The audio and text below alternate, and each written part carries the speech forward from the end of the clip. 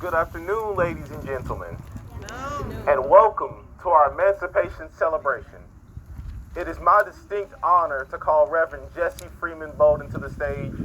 Born to Andrew and Teresa Boulden on October 8, 1820, Reverend Boulden acquired his education in the city of Philadelphia, Pennsylvania, and in 1853 became pastor of Union Baptist Church in that city.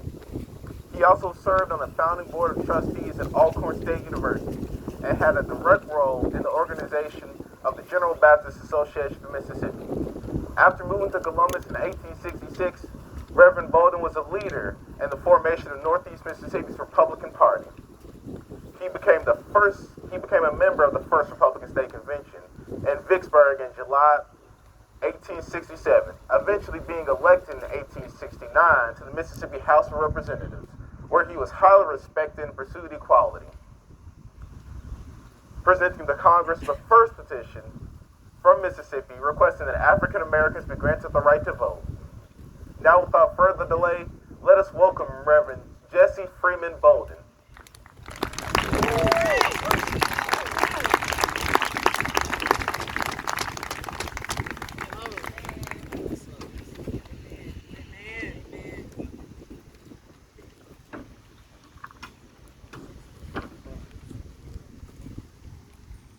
It is for freedom that Christ has set us free. Stand firm then, and do not let yourselves again be burdened by a yoke of slavery. Galatians 5:1. Good people of this fine community, my name is Reverend Jesse Freeman Boulden, and I would like to remind you just why we are gathered here today. May 8th, 1866.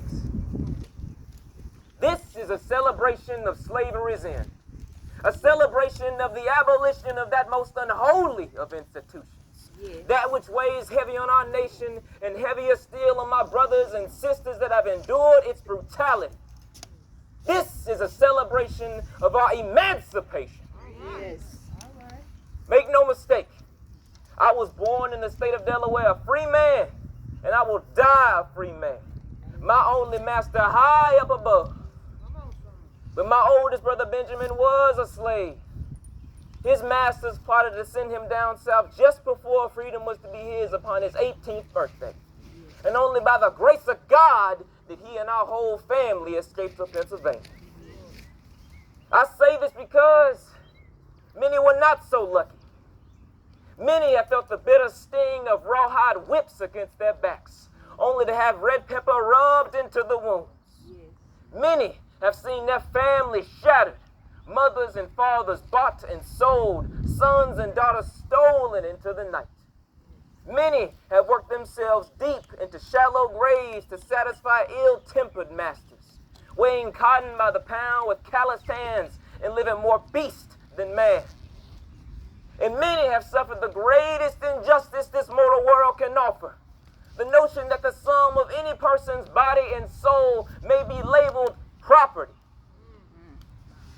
Please forgive me for the unsettling images that I may have conjured.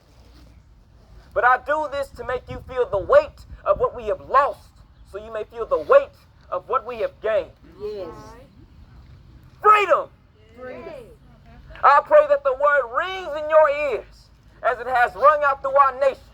But this is now a nation of free people and free people only. No more chains or fetters, no more whips or ropes, and most of all, no more of the wicked and loathsome label that is property. Because we are people. Because we have always been people, although this nation has not always treated us accordingly. Yes. Come on, Pastor. And as free people, we have a great responsibility, one that falls upon everyone I see in this crowd. Yes. We must rise and stand together, forever steadfast and swift-footed in the pursuit of change. Yes. We must never rest until we know that we have secured a better future for those who will come after us. Yes. And we must do this as one people. One people. For if we are not one in flesh, then we must be one in spirit. Because we all wish to see it, don't we? Yes. A better nation. Yes. One that does not tolerate discrimination. One that does not tolerate elimination. Yes. One that does not tolerate the violation of its good people. Yes. I am not saying it will be easy. In fact, I'm sure we will face more challenges than I can describe. Yes. It will be a struggle unlike any other to make the land of the free live up to its golden promises. That's And right. to love one another, even when this nation's heart is gripped by hate. Yes. Yes. But I can think of no task more worthwhile, more rewarding, and more glorious than this. Yes. After all, as Brother Frederick Douglass has said, if there is no struggle, there is no progress. And we must progress. We must rise up and fight for what we know to be righteous. Yes. In closing, I will repeat, it is for freedom that Christ has set us free. Yes. Stand firm then, and do not let yourselves again be burdened by a yoke of slavery. Yes. Thank you.